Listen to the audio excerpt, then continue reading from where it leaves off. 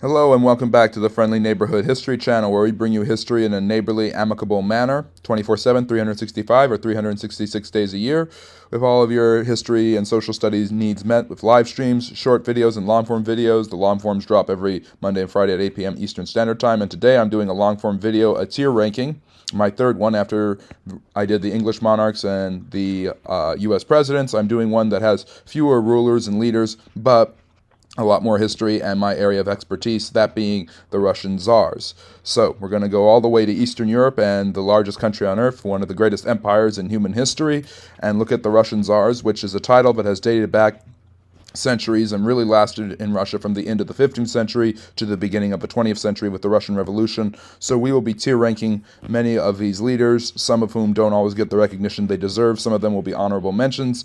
Some of them do not always will really count, and some of them are underrated, some of them are overrated, some of them are absolutely terrible, and some of them are absolutely magnificent. And so I really hope that you enjoy that, and if you do, consider liking and subscribing, or perhaps even becoming a member of the Friendly Neighborhood History channel on YouTube, where we value your support. Leave a comment for feedback and all of that great stuff. And without further ado, here is my tier maker list. So we're starting with S, obviously, all the way down to F, and NA for not applicable, meaning their reigns were so insignificant that you really can't rank them. They really didn't do anything to deserve a bad ranking or a good ranking. And we're going with a kind of a Russian blue tint, almost kind of doing like a flag thing today.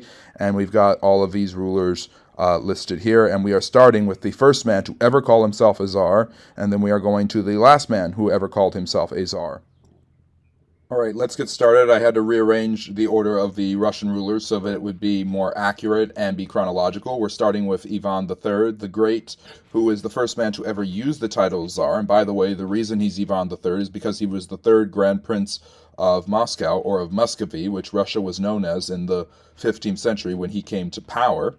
He's an extremely important ruler. He brought in Italian architecture, started connecting Russia to the outside world, unified the Russians to stand up against the Mongols, and eventually at the Battle of Ugra in 1480, basically kicked the Mongols out of Russia after 2.5 centuries of Mongols and Tatars and all of these different groups from the Asian steppe dominating Russian politics and influence, exacting tribute, and weakening the various fractured areas of the lands of Russia and Ukraine, the former Kievan Rus, which they had upended and destroyed in 1240. So Ivan basically creates the modern Russian state in many ways, uniting it under the banner of Moscow and making Muscovy the most powerful force of all these different principalities like Novgorod and Pskov and areas like that, and Kiev, of course, or Kiev.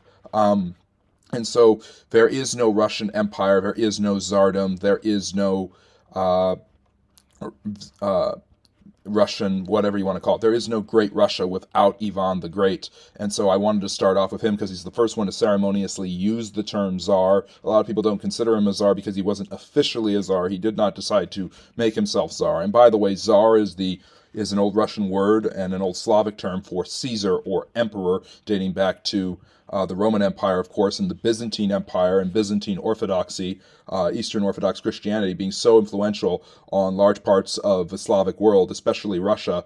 Being called Tsar is tantamount to being an emperor, as we'll see later. But yeah, Ivan the Great, can't go on enough about how great and important he is to the development of Russia, and that's why I'm going to put him in the A tier, and the only reason I'm putting him in the A tier and not the S tier is because he wasn't officially a Tsar and didn't centralize power like future czars would. But yeah, defeating the Mongols, unifying the Russian people, using the term ceremoniously to appeal to the now fallen Byzantine Empire. The Byzantine Empire fell in 1453. He united the Russians and kicked out the Mongols in 1480. An extremely great ruler, and many of the early styles of churches and the onion domes, that was because of architects he brought in from Italy. So just a fascinating guy. Can't speak enough about him. Go check out my Russian Tsars videos, and you can learn more about this amazing man, Ivan III. And we're not going to skip over to his grandson, who actually takes the title of Tsar. We're going to go to the last official Grand Prince of Muscovy, and that is Vasily III. And the reason there is a Vasily III as well as an Ivan III is because there was also a Vasily I and a Vasily II, who were Grand Princes of Russia, or of Muscovy, sorry, in previous times. And so Vasily III is I consider a Russian ruler in every respect, although he never used the term Tsar, unlike his father, and never adopted it as his official title like his son would do, so he's kind of in the middle. But under him, Russia took over many important cities and areas in the Ural region. They took over Pskov and Smolensk. These cities that are extremely important to Russia in their future is because of Vasily's aggressiveness.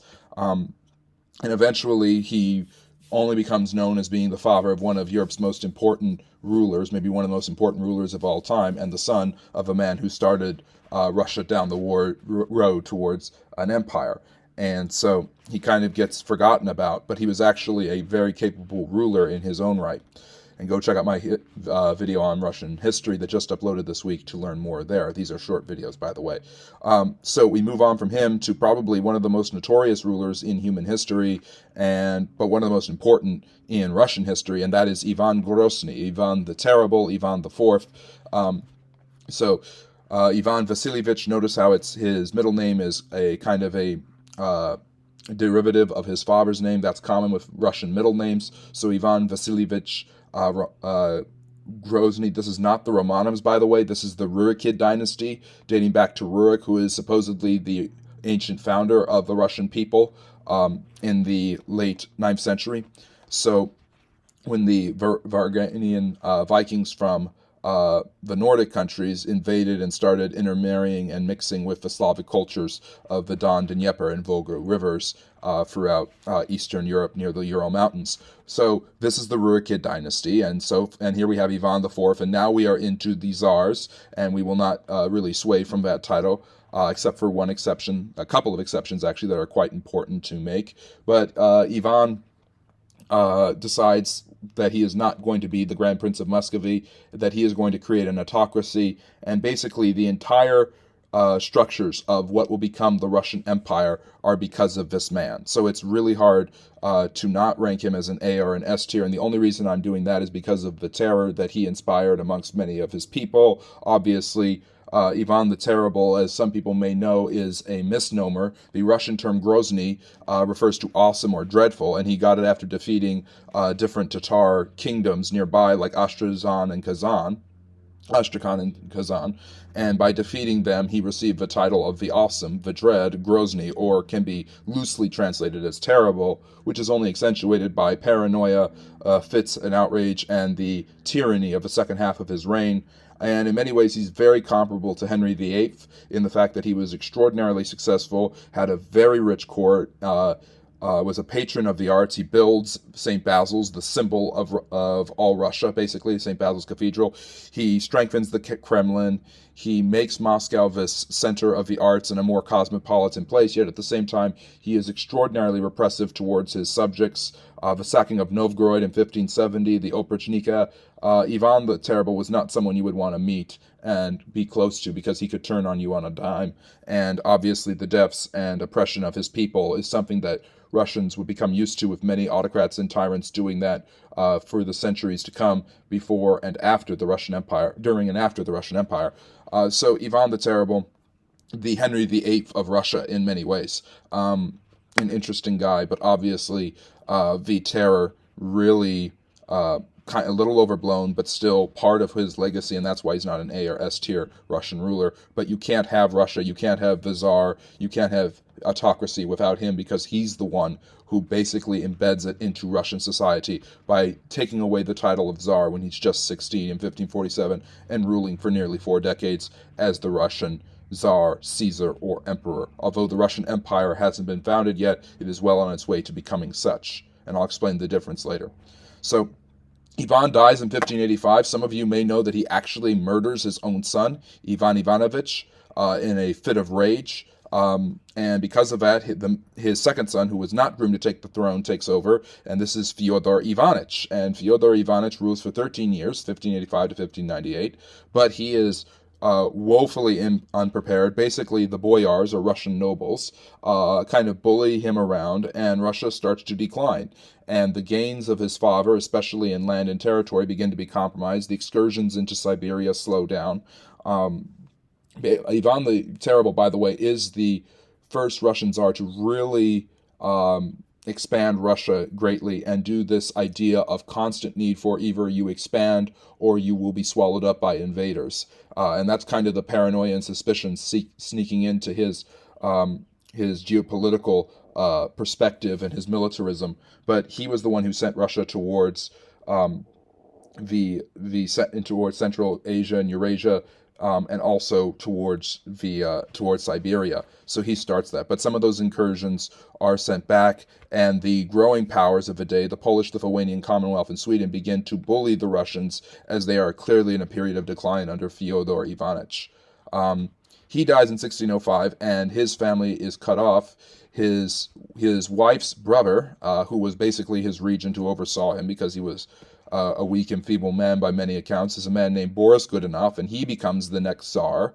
And Boris Godunov basically is good enough in some ways, no pun intended. He's a C-tier kind of guy. He tries to do what he can to stabilize Russia, but there are growing geopolitical issues. There are pressure from much larger, much more advanced, and much more wealthy kingdoms like Poland and Sweden, and he really can't stop the storm.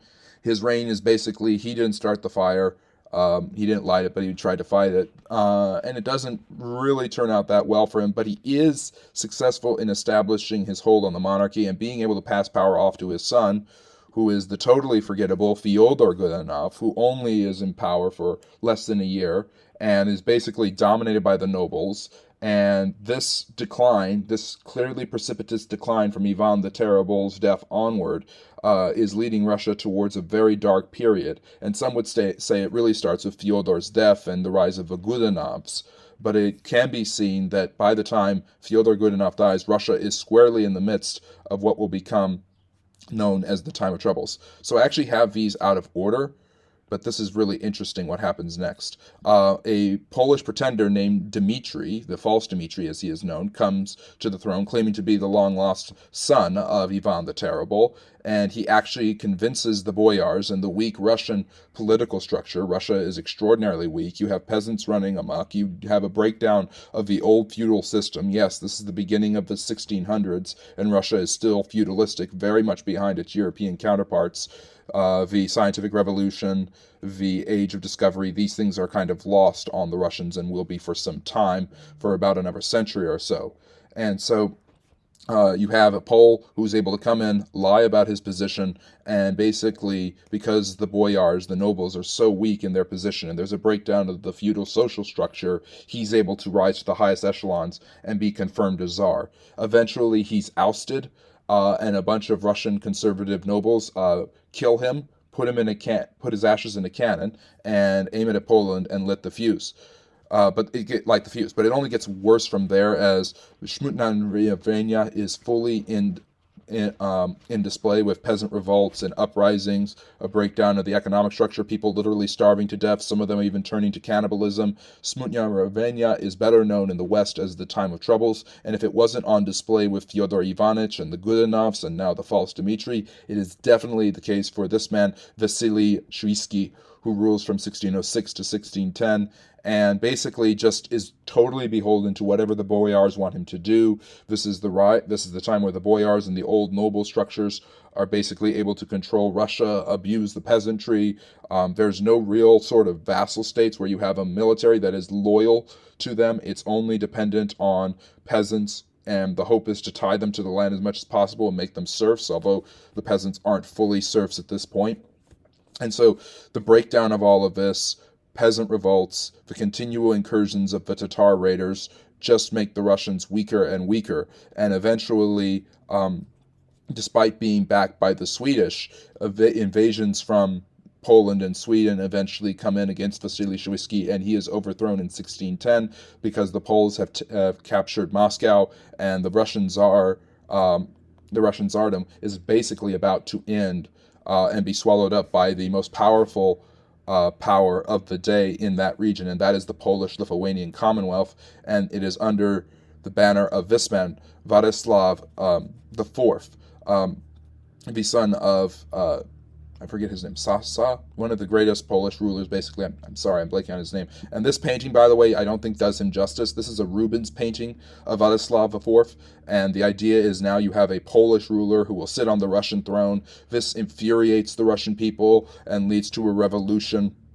called upon by the patriarch, the leader of the Russian Orthodox Church in Moscow, and basically the rebels are able to kick the Poles out and strip them of power of 1612. So Vladislav IV does not apply because he's not really a czar, but he does basically seize Russia for himself for 3 years, and then you have the Russians taking back their land, and now they need a real ruler. They've had 30 years of really, really incompetent leadership, political upheaval, starvation, famine, the breakdown of all social structures that are necessary to its success. They are horrifyingly backwards and beaten and bruised compared to their European counterparts. Even Eastern Europe and Central Europe is far more prosperous than the land of Muscovite, and the land of the Tsars needs a strong ruler. And they get it in probably the most underrated Russian Tsar, and that is Mikhail Romanov.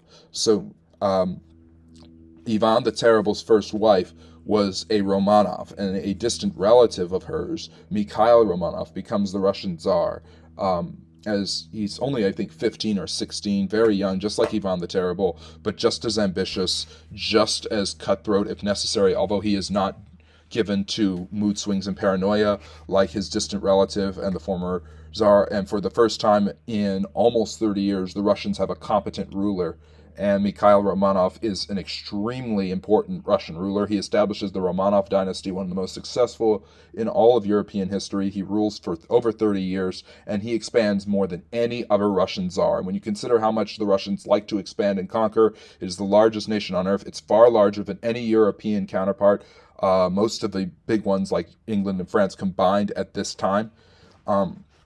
But it is obviously very backwards, but very able to exploit its enemies, such as the Cossacks. He's the one who brings the Cossacks into the Russian fold. He also finishes the conquering of Siberia. So Mikhail Romanov is probably the most underrated Tsar in Russian history, and establishes a dynasty that lasts 300 years, longer than most others in European history. He is succeeded by his son, proving that the succession will continue. And this guy is, and I can't seem to get to scroll up, so I'm just going to have to drop him and see in the move up. And this guy's Alexei Mikhailovich Romanov, the second Romanov Tsar. And he's an interesting guy. He is the one who reintegrates Ukraine into the Russian sphere and takes control of it.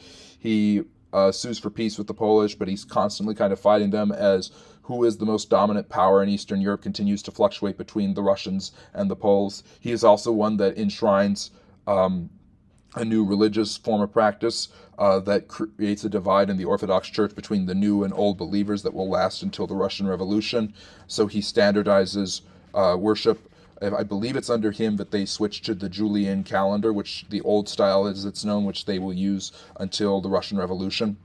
So he standardizes a lot. He also enshrines serfdom as the law of the land. Back in the middle of the 17th century, the ruler of the largest nation on earth is just getting into serfdom when the Europeans are starting to flirt with the Enlightenment and are building empires in the New World. So it shows you the vast chasm between him and the Europeans. And because serfdom is a horrifyingly difficult system for the Russians to overcome, it's going to keep him in the B tier despite some of his successes on the battlefront and in political reform. He dies, and because he has a dual family, he has 2 wives and 2 sets of children from those wives, Russia enters a kind of a succession crisis for the next 20 years or so, and he is succeeded by his son Fyodor III, who is, so you had Fyodor Ivanovich, you had Fyodor Goodenough, and now you have Fyodor III, who is the actually only good Fyodor to ever sit on the Russian throne. He's a very sickly, weak man, but he's interested in education. He charters the first academy for learning of higher education. He seeks international alliances. Russia starts to modernize a little bit, if you want to call it early modernization, because this is the early modern period or the late part of that. And his years are prosperous and successful, but there are very few of them. I mean, they only last, I think it's, if I'm correct, it's 6 years or 7 years on the throne. 1675 or 1676 to 1682, and something that this side of the family has is bad health. And so Fyodor dies without being able to really leave his mark behind. So because of that, he's kind of a C-tier ruler, but definitely better than a Boris Godunov. So this is another non-Tsar. So we've had three non-Tsars, technically, Ivan the Great, Vasily III. This is the last technical non-Tsar. This is Sophia Romanov, and she is an interesting woman, to say the least. And I'm going to put her in the B tier. She elevated the position of women in the Russian court. She continued her brother's reforms. She made peace with the Poles. That after decades of fighting, Russia finally had a break in their continual fights with the Polish Lithuanian Commonwealth as it was starting to decline. And she's an extremely interesting character in many, many ways. She was highly educated, highly ambitious, but she's never the Tsarina. There is not a Tsarina regent in Russian history up to this point. It's been all men, and that actually probably it contributes to a lot of problems in Russian history. You don't have an Elizabeth I, at least not yet in Russian history, but this is 75 years after Elizabeth dies, and you barely have a woman coming to any sort of power, and it's only as a regent. So she's not as influential as some of the other people because she's not a full Tsarina, not a full ruler in her own right. And the reason she's a regent is because of her brother, Ivan V, who is partially blind, handicapped, and kind of unable to really do much, and is very sickly like his brother Fyodor. Remember, these three are siblings. They're the children of Alexei Mikhailovich. And so she oversees as regent for Ivan V, and who is disabled, and for her brother, who is coming up in a second and is extremely important, and that man is Peter the Great. So obviously S tier, no question about it.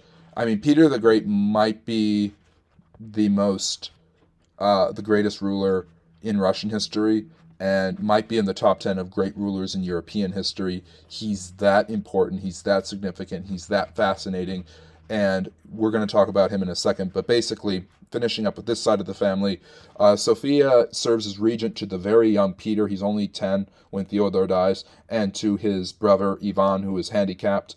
And so she does what she can to help them, but she also basically runs the kingdom. She even dresses, as this painting shows, in the full regalia of the Russian Empire, of a Russian ruler.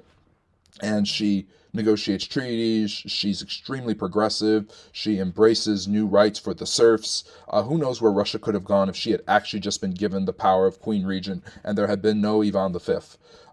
What's very interesting is that probably wouldn't have impeded Peter the Great from being any less great than he is, because in order to secure her power, Sophia had allied with a group of reactionary guardsmen and special operatives known as the Streltsy, who actually murdered many of the allies of Peter's side of the family, because Peter is from Alexei's second wife. And so that really scars Peter and turns him against any sort of political establishment. But who knows? Maybe she could have been a mentor to him. She would have been maybe one of the greatest Russian rulers ever, and Russia would have been far more progressive, and then Peter would have come to the throne and moved Russia even more towards modernization, prosperity, and the West. And so the political divide between them reaches a fevered pitch, and he eventually throws off her regency and puts her away in a convent in 1689, and with his brother Ivan rules until Ivan dies. And then by 1696, at the end of the 17th century, Russia is ready to catch up under Peter the Great. And I can't go on and on enough about what Peter the Great did. He basically exponentially grew the Russian educational class. He changed the laws of nobility. He ended arranged marriages. He created the entire Russian Navy. He reformed the military, and with his, I believe it's called the Grand Embassy, he travels all around Western Europe, basically pickpocketing the ideas of the British and the Dutch and the French and the Austrians, and bringing them back to Russia and inculcating them into Russian society, whether people like it or not. He breaks down the old Muscovite boyar system, which had far too much power. He curtails the power of the Russian Orthodox Church, creates separation of church and state in some ways, and basically Russia catches up in significant ways. Russia is victorious against the Swedish in the Great Northern War, destroying the Swedish power over the Baltic. And in doing this, Peter builds Russia's new capital, his window on the west, on the Baltic River. on the Baltic Sea near I think it's the Nerva River, and that becomes St. Petersburg, which becomes the Russian capital for the next 2 centuries. And eventually, Peter decides no longer to be Tsar, but to be emperor. And this is the distinction between the Russian Tsars, like someone like Vasily Shuisky or Ivan the Terrible, and Peter the Great, who in 1722 makes Russia an empire. And for the next 2 centuries, Russia will be an empire with Peter as its first emperor. So Peter changes everything, and he takes the ideas of their size from his contemporary Louis XIV and builds these beautiful palaces, churches, and structures all throughout St. Petersburg. And yeah, I mean, you can't say enough about Peter the Great. And this is not to say that he didn't have his bad parts. He was extremely tyrannical, very repressive, tortured and murdered his own son for betraying him. And because of that, ended up with a succession crisis. And kind of like Elizabeth I in England, you have a great ruler with a big succession crisis. You can't seem to find who's going to come after him. I mean, it's the same thing in some ways with Louis XIV. There was no good French king after Louis XIV, his own contemporary. So when Peter dies, his wife takes over. And this is an interesting one. This is the first Empress Regent, our Tsarina, in Russian history, Tsarina Catherine I. And she's obviously known for being a setup to the woman who would bear her name in a much greater way. But Catherine is educated by Peter. She's Peter's closest confidant. She knows statecraft because of Peter, and she thinks she can do a good job, but she basically just lets the nobles bully her into regressing on some of Peter's reforms. Despite Peter's efforts to make the Russian court more European, bring in European styles of dress and statecraft and fashion and pomp and circumstance and mannerisms, it kind of starts, many of the Russian people are fiercely conservative and turn against that in his wife's reign, and her own problems and struggles lead to an early death a couple years later. So by 1727, Peter has 2 daughters, his wife is dead, and neither of those daughters will ascend to the throne. Instead, it is his grandson, Peter II.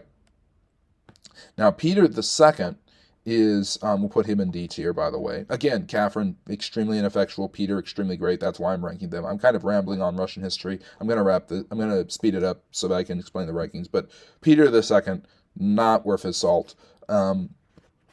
Basically is just controlled by the nobles, kind of the same story as his step-grandmother. He is the son of Alexei, the son who Peter captured, tortured, and executed.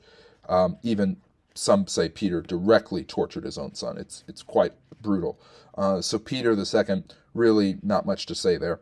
Then we've got, Russia has its own Queen Anne, or Empress Tsarina Anna, who is the empress for a decade, 1730 to 1740, and she continues many of the reforms of Peter the Great. She continues foreign alliances. She builds trust. Although a lot of people don't really pay a lot of attention to the period between Peter and Catherine the Great, 36 years after Peter's death, Anna is a bright spot compared to the last 2 emperors before her. When she dies, she leaves. She is, by the way, she's the daughter of Ivan V. That's her relation. So she's Peter's niece, half-niece.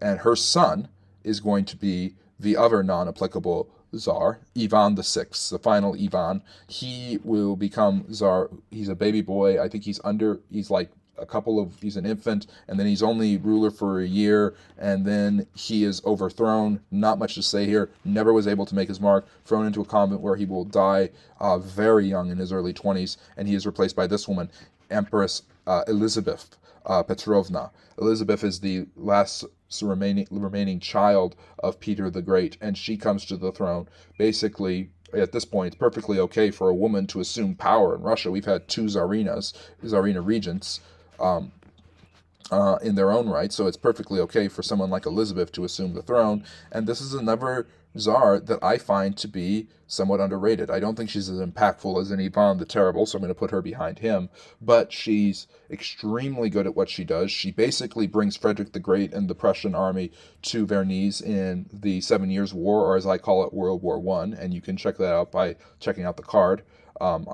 I will go to my grave believing that, but that's the First World War. But Elizabeth Petrovna doesn't execute a single Russian, and for that she is highly popular with the people.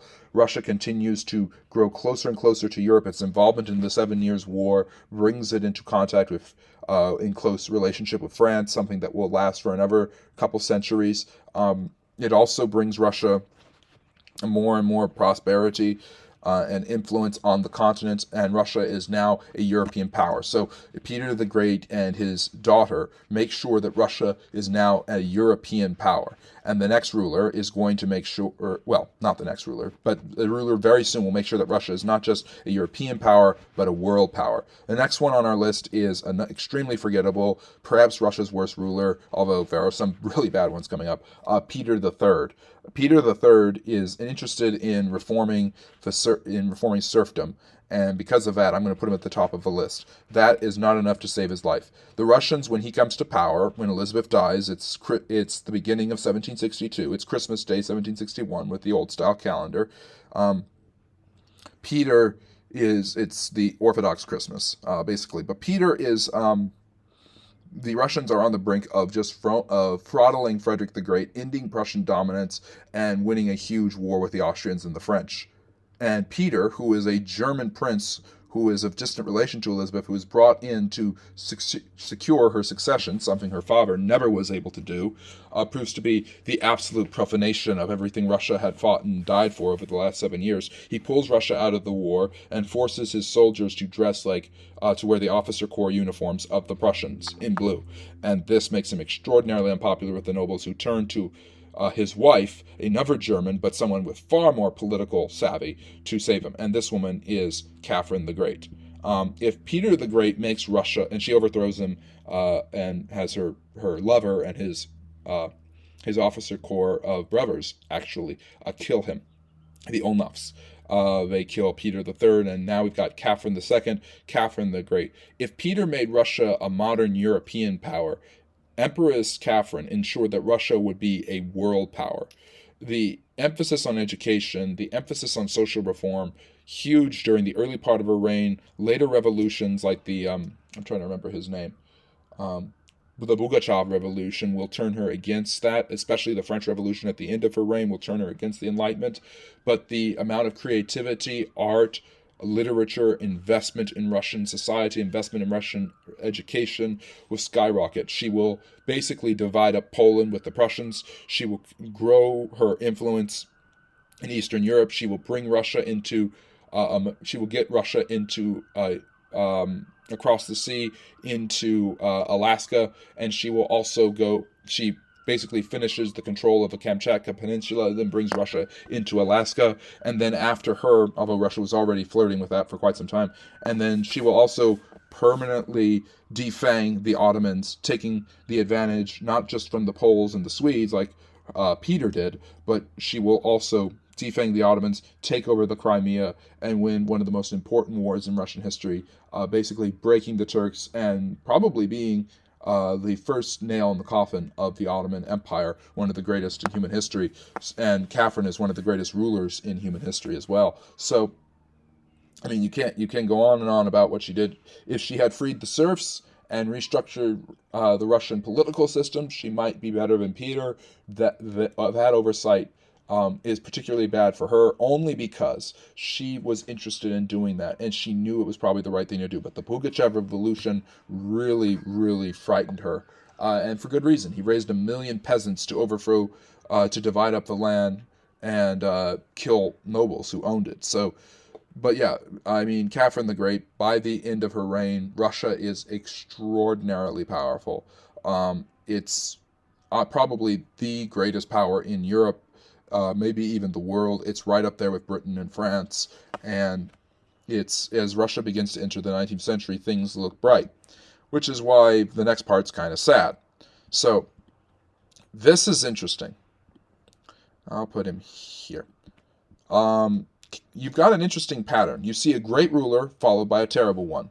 Great ruler followed by a terrible one. And we're going to see this all the way until the demise of the Romanovs. You had Peter the Great. Then you had a series of bad rulers. You had Elizabeth. She was great. Then you had Peter the Third. He was really bad. You had Catherine the Great. Now you have her son, who is really interested in what happened to his father Peter and why his mother was actually the Tsarina. And that, of course, gives us Pavlovich, Pavlovich, Pavel, I think is the Russian equivalent. Pavlovich is the middle name of his son Alexander. But Paul is interested in teaming up with the French. He gets Russia involved in this idea of taking India, which will start the Great Game, a long-term competition between Russia and Great Britain in the 19th century.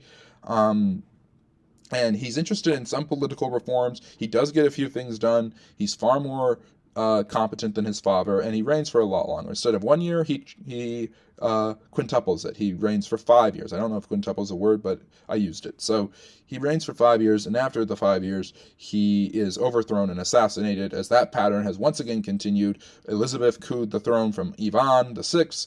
Catherine cooed the throne from Peter the Third, and now Paul is cooed in a pretty insignificant reign by one of Russia's greatest rulers, and that is Alexander I. I'll put him here at the top of A tier. Alexander I is best known for defeating Napoleon. Russia asserts itself as the predominant power on the European continent thanks to Alexander I's defeat of Napoleon. But it's not just that. He was a savvy politician. He was a wise ruler. Russia became more prosperous. The only thing is the early ideas of giving Russia constitutional rights and flirting with Western liberalism die out. And the reason this is becoming more and more of an issue is that Western liberalism has taken root in the United States, it's taken root in Britain, it's taking root in France in a rough way through the revolution, and then it creates a constitutional monarchy after Napoleon is overthrown. Russia is starting to fall behind politically and socially. They still rely on a serfdom that is centuries out of date. And so Alexander's inactivity there is the only thing that really cost him, and the second half of his reign really starts to pale in comparison to the first half, where this man defeated Napoleon with the help of the coalition army. So can't say enough about how much I like Alexander I. He's an interesting guy, becomes a very extreme religious mystic near the end of his life, but one of the best rulers Russia has ever had. And we've got good ruler, bad ruler. Nicholas I. Okay, so I am partial to giving Nicholas I a break because of his expansions in the Balkans. He actually comes in out of nowhere and puts the Habsburgs back in power in Austria and helps end a series of revolutions in Bohemia and things like that. The reason the 1848 revolutions fail throughout much of Central Europe is because of the involvement of Nicholas I. He's a shrewd autocrat. He believes that liberalism is a stupid idea and doesn't make sense, and he is extraordinary, and he sides with the Metternichs of the world, the conservatives who want to keep the order the way it has been after the fall of the Napoleonic eras. So he is, interestingly, very repressive and very regressive. He does not end serfdom. He does not care about the serfs.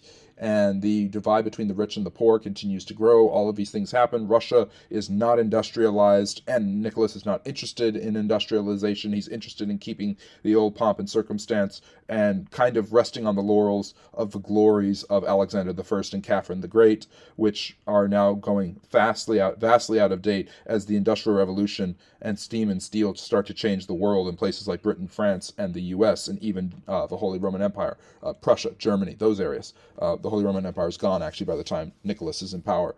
But Nicholas is a conservative, he's regressive, and this regression leaves Russia falling behind once again in its history, and this leads to him getting absolutely walloped in the Crimean War by the British and the French who come in to help the Ottomans, and the lack of necessary political reform that was nascent during Catherine the Great's time, important during his father's time. His brother is actually Alexander I is his own brother, and is absolutely necessarily needed by his time, is overlooked, and it doesn't come too late with the last great. We've got a bad ruler, and now we get a great ruler, and in many ways, this is the last great Russian ruler, and it's hard for me not to put Alexander II in S tier. Yeah, I'm not going to put him in S tier. I just think Catherine and Peter have it, but Alexander II. Nicholas's son, ends the Crimean War, begins the Transcontinental Railroad, and frees the serfs. He becomes the Tsar liberator. He's actually a close supporter of Abraham Lincoln in the Civil War because he believes in liberty and freedom. He invests in liberal principles. If he had been able to create a constitutional system and a parliament, which he was very intrigued by, he would have been the greatest ruler in Russian history. He wins a series of wars against the Turks, increases Russia's influence in the Middle East and Southern Asia, and basically scares the British and everyone around him. He sells Alaska, which is actually not a mistake for the Russians. Basically, he is the last great reforming czar in the style of Peter the Great, Ivan the Terrible, and Catherine the Great, and really could have been successful had he not been assassinated. And that is an extremely sad chapter and end of Russian liberalism, because liberalism gets a really bad rap, where the continual repression and regression of the Russian czars like Nicholas I and people like that had basically made it so that any sort of revolutionary talk or change, starting with the Decembrists in 1825, was not a American or even French-style revolutionary effort for liberal democracy, but was vastly more radical, vastly more anarchistic, and communism and socialism find their bedrock in Russia far more than they do in the other European countries. Continual political repression, the lack of rights for workers, the slow-paced freeing of the serfs, the tenant farmers system that's created after that does not really help the peasants under Alexander.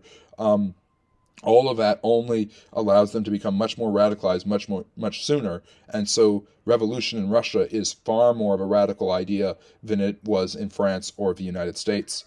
So the last two Russian czars. So Alexander III gets a bad reputation because his father, he was a repressive guy who basically stamped out any talk of liberalism and basically doubled down on Russia being the empire of the autocrat, the czar, the neo-absolutist ruler. But I don't really give him that much of a hard time for that. Political repression, stamping out civil rights, those are bad things. That's not going to land him near the top of the list by any stretch of the imagination. But we have to understand that Alexander III saw his father killed in a horrible fashion, blown up by a bomb, and he wasn't about to let that happen to him or to his beloved empire. And during his time, the economic advancements, the industrialization, the finishing of a Trans-Siberian Railroad, Russia does pull itself together and continue the march into the 20th century. It is seriously behind in need of social reform compared to France or Germany, which is now an empire, but it is still powerful and strong, and it is catching up to Europe ever so slightly. One of the reasons, well, we'll talk about that in a minute, but one of the reasons that Russia gets involved in the Great War, again, or what I would call World War II, based off what I said earlier, is because the Germans are extremely worried about Russia becoming Russian industry finally catching up to them, which is thanks to his father and thanks to him continuing it. So for those reasons and those reasons alone, I'm putting him in the middle of C tier. Not as bad as some people would think, but the lack of political reform, when it was clearly the reason his father was killed, just really froze him back. And now we've got the last of the bunch, Nicholas II. Yes, I believe Nicholas II is the worst Russian czar. When you have the Romanov family come to an end after 3 centuries in power, when you do not care about what is happening, and your only saving grace is what a kind family man and patriot you are, your political ignorance does not make you a good, does not save you from just because you're a good person. Nicholas II ruined the Russian experiment. He ruined absolutism. He instituted reforms way too late, way too hesitantly, and really did not do enough to actually enact these reforms under the constitutional system of the Duma. So the desire for keeping things the way they were doesn't help. And if you notice something, that pattern of good czar, bad czar is kind of upended here, because you have great czar, mediocre czar, terrible czar. I like Nicholas II as a person. I think he meant well, but taking control of the army during the Second World War in the front lines on the Eastern Front against the Germans and the Austro-Hungarians, totally terrible idea. He had no military training. He was not able to inspire the troops. There's really not much more that you can say. Nicholas II meant well, but never could get anything off the ground. He probably is an A-tier person, but an F-tier ruler for many, many reasons. And the Russian Revolution, the rise of communism, all of the problems, the Cold War, can be laid indirectly or directly, if you want to go that far, at the feet of Nicholas II. I'm sorry, I'm beating up on him too much. I find him to be sad and lamentable. There's a tragedy there. It is both pitiful and pitiable the way Nicholas II's reign goes. He is not fully at fault for every single last thing that happens. He does try certain things, but he just doesn't know how to rule. And obviously Rasputin, obviously the Duma, obviously a war where millions of Russians die is not going to help his chances. So the lack of social reform, progress towards the West, like in the days of Catherine and Peter, catch up with Russia during the Crimean War in the 1850s, but especially in the Great War in the 1910s. Russia loses that war. The monarchy is overthrown. Nicholas II and his family are brutally slaughtered by the Bolsheviks, and then who create a dictatorship that relies on autocracy and bureaucracy, similar to the boyar system of Ivan the Terrible, interestingly enough. And Russia's inability to experience democracy could be because Nicholas II did not give it enough of a chance after the 1905 revolution. He also gets Russia involved in the terrible Russo-Japanese War. So, yeah, I hope you. That's it. I hope you enjoyed this. I know this is a long video. I'm sorry for it being this long. 45 minutes plus. Yikes. Much longer than my other tier videos, but hopefully enjoyable. Hopefully you learned a lot. People don't know as much about Russian history as they do English and American, and so maybe this gave you some new information. If it did, consider liking and subscribing. Leave a comment for feedback. I really appreciate all the support. If you would like to, you can become a member and help us grow and everything like that. I really appreciate that. But yeah, I hope you enjoyed this video. Check out all of my videos that drop Monday and Friday every Monday and Friday at 8 p.m. Eastern Standard Time. My shorts are every day, and my live stream lectures are Sundays at 4 p.m. I have a Q&A, Ask Me Anything, Fridays and Saturdays at 6 p.m. You can come and talk to me and get to know some history with me. And maybe show me something I didn't know before in the Ask Me Anythings or in the live stream lectures. Fridays and Saturdays at 6 for the Q&A, Sundays at 4 for the live stream lecture. I really look forward, hope and look forward to seeing you there. And I really hope you enjoyed this video and have a great weekend. And remember, love history. Bye now.